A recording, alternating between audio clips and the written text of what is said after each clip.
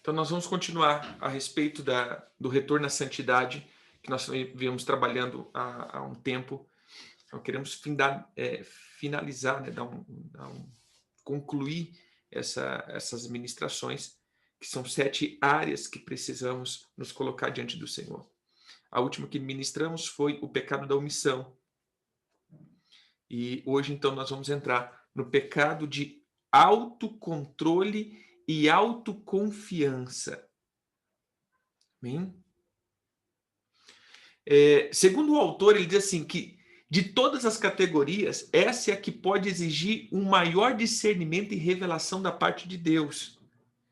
Porque nessa colocação que vai ser, nesses textos, né, nessa exposição de agora, nós temos que considerar as maneiras sutis como a velha natureza permanece não detectada. Então, porém, muitas vivem em áreas importantes do nosso coração. Então, nós precisamos ver que algumas coisas que nós colocamos, que, na verdade, que nós ocultamos e que está sendo ocultada aqui, a gente não percebe. Então, a gente vai estar colocando aqui, porque ele coloca de uma maneira assim que existe ainda muitos eus que não foram crucificados. Essa é uma palavra que ele usa. Existe ainda muitos eus que não foi crucificado ainda. Então, essa é a razão principal de muitos não conseguirem a vitória que Deus, de forma tão clara, promete. Então, a primeira coisa que a gente vai ver, né? Primeiro é a carne. Veja que nesse capítulo aqui, vamos colocar, ou nessa parte dos pecados do autocontrole ou a autoconfiança, ele vai usar o termo carne no mesmo sentido que o apóstolo Paulo usa em Gálatas 5, 17 ao 20.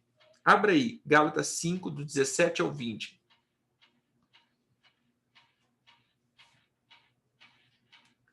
Gálatas 5.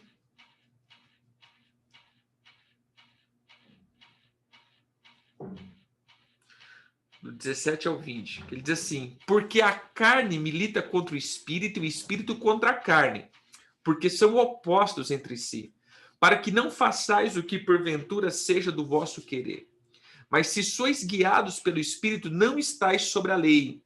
Ora, as obras da carne são conhecidas e são prostituição, impureza, lascívia, idolatria, feitiçaria, inimizade, porfia, ciúmes, iras, discórdias, dissensões, facções, inveja, bebedice, glutonaria e coisa semelhante a esta, a respeito das quais eu vos declaro, como já outrora vos preveni, que não herdarão o reino de Deus os que tais coisas praticam.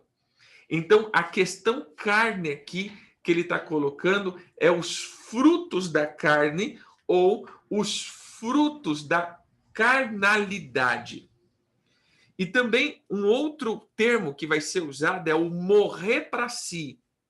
Esse morrer para si aqui, ele vai ser colocado da mesma forma, ou é uma afirmação que foi colocada por Jesus em Mateus 16, 24 e 25. Mateus 16, 24 e 25.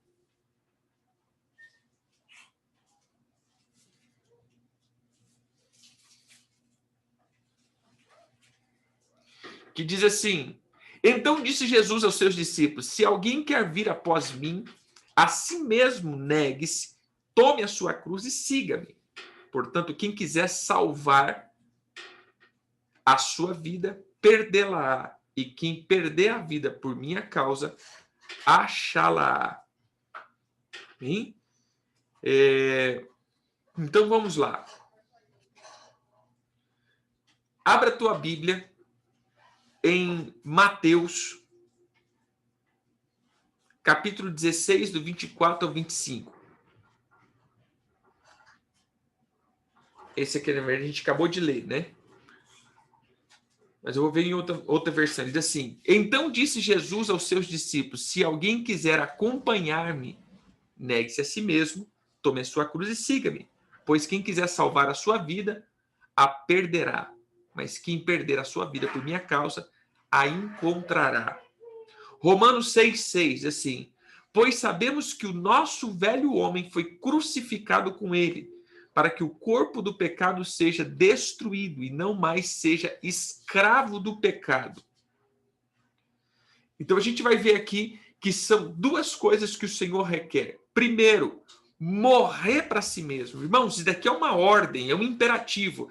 Se você não morrer para você mesmo, se você não matar a tua vontade carnal, a carne usada como os frutos da carne, você nunca vai conseguir fluir no que o Senhor tem para você. Isso é nato. Então, como de fato morrer para si em sua vida diária? Como isso acontece? Então, é dizer não para pensamentos, atitudes ou ações que você sabe que são da velha natureza. Vamos lá, vamos para a Bíblia de novo. Dizer não para quê? Para coisas que estão lá em Gálatas. Abra Gálatas 5.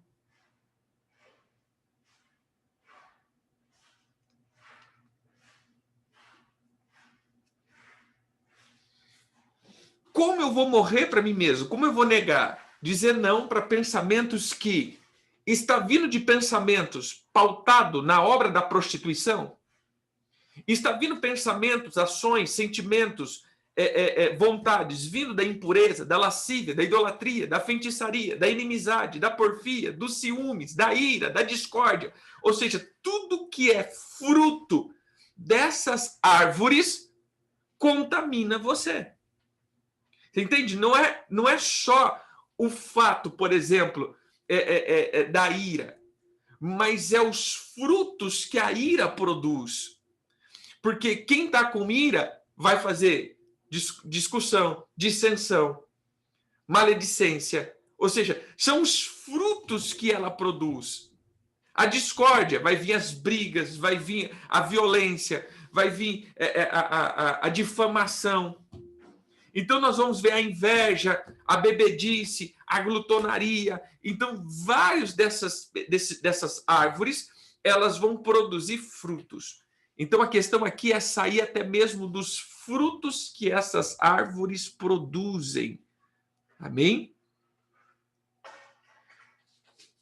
Vamos lá. Primeira pergunta, que a gente sempre está trabalhando em torno de pergunta. Deus já lhe disse para fazer alguma coisa e você tentou ignorar? Ou seja, não é Deus, não. Deus já te falou alguma coisa que você ainda não fez? Deus já te pediu para parar de fazer alguma coisa e você continua fazendo? Há alguma área de sua vida em que Deus está que você está resistindo à voz de Deus? Você tem dificuldade de entregar a sua família, seus relacionamentos, seu trabalho, os seus desejos no altar de Deus? Deus já lhe pediu para abandonar alguma coisa que é um pecado, mas você ainda não fez. Você, ou seja, está caindo nas mesmas coisas. Então, além do pecado propriamente dito, nós temos que deixar de lado tudo que nos atrapalha o nosso caminhar. Isso está lá em Hebreus 12, 1. Hebreus 12, 1.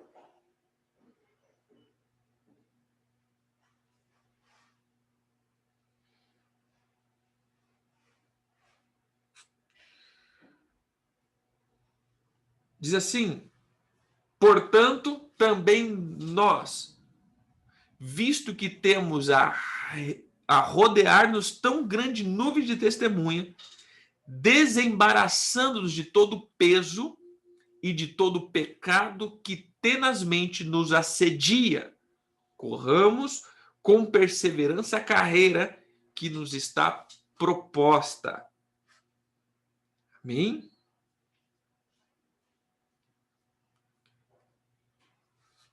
Próxima pergunta.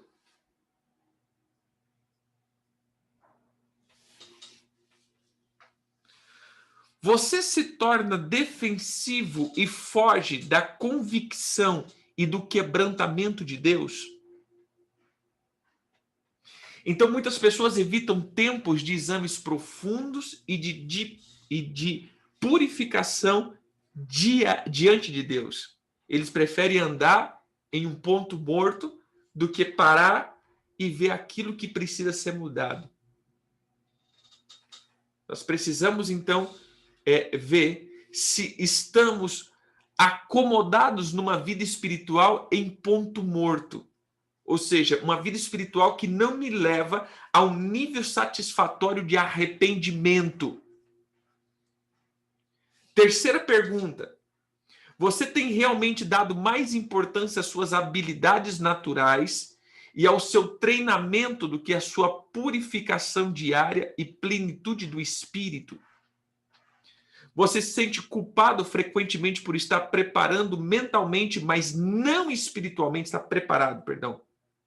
Então isso daqui também é um ato de arrependimento. Veja, nós estamos no ponto de autocontrole e autoconfiança. Irmãos, eu vou dizer uma coisa. Eu sei que existe muitos irmãos psicólogos aqui, mas eu não quero ir contra alguns ensinos, mas eu quero dizer, irmãos, cuidado com...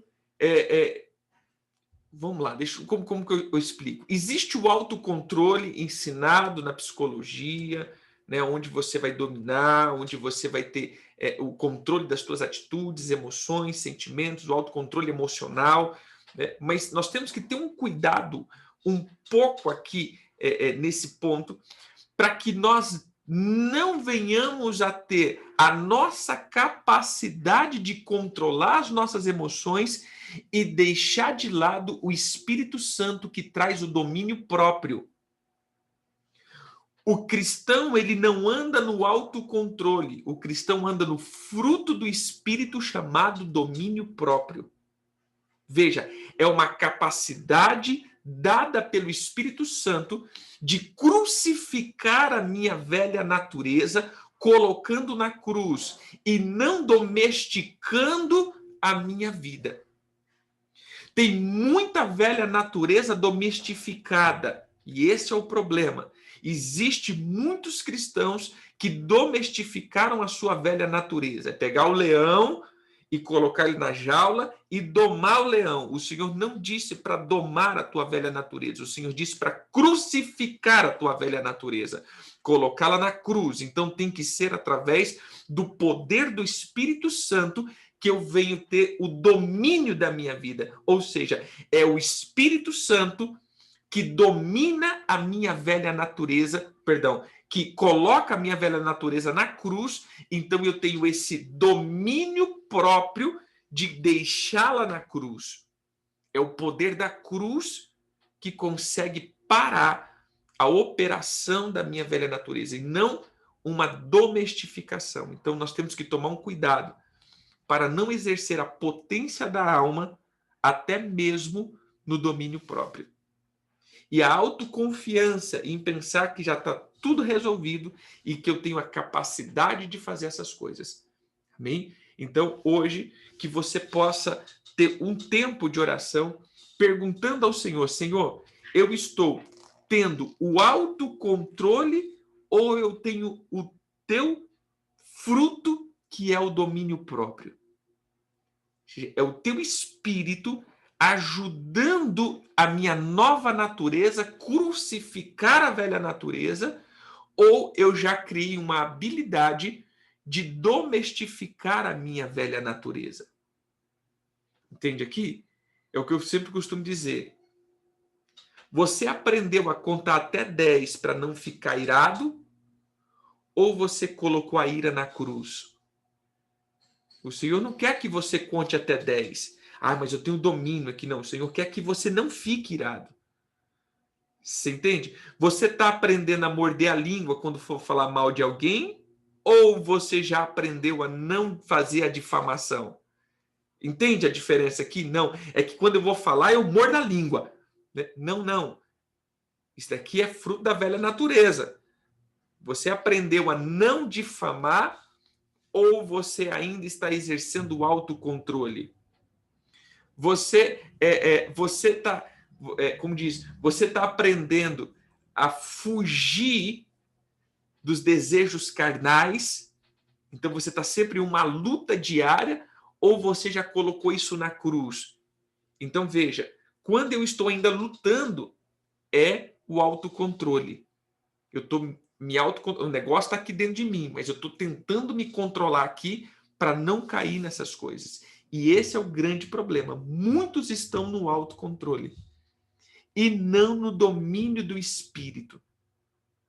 Por isso, muitas coisas não foram vencidas, porque você está usando do subterfúgio, da força da tua velha natureza, e não da confiança e da entrega total ao Espírito Santo. Amém?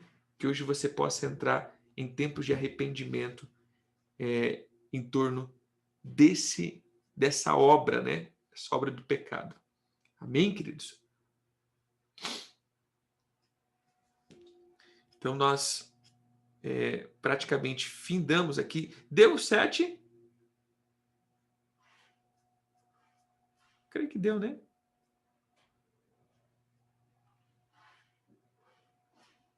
Deixa eu só... Até eu me perdi aqui na contagem. Pecados de pensamentos,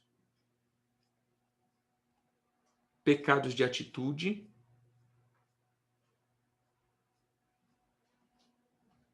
pecados de palavras,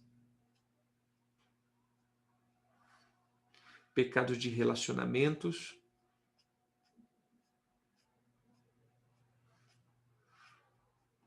pecados de ação, pecados de omissão e, agora, pecados do autocontrole ou da autoconfiança. Deu 7. Amém? Então, assim nós finalizamos. Aqueles que quiserem, querido, não nem que quiserem, procurem, pegue esse livro, Retorno à Santidade, leia, esmiúce bem, tenha ele como um hábito de tempo em tempo você voltar nele, fazendo uma recapitulagem. Tem livros que não são uma leitura, tem livros que são um manual constante, que você tem que voltar um pouquinho, ler, fazer de novo. Então, que assim seja, né? A gente trouxe aí esse tempo. Amanhã nós traremos a palavra do mês. A gente vai estar, então, quinta e domingo, né? Quinta, domingo, segunda e terça, mais ou menos, nós vamos estar falando aí a respeito da palavra do mês, no mês de Sivan, trazendo uma direção aí. E aí depois o Senhor já me deu um tema para a gente poder trabalhar algumas coisas. Eu vi uma necessidade aí. Amém? Então, que o Senhor possa te abençoar de uma forma potente e que você possa crescer de uma maneira sobrenatural. Que o Eterno te abençoe. Fiquem com Deus, queridos. Shalom, shalom.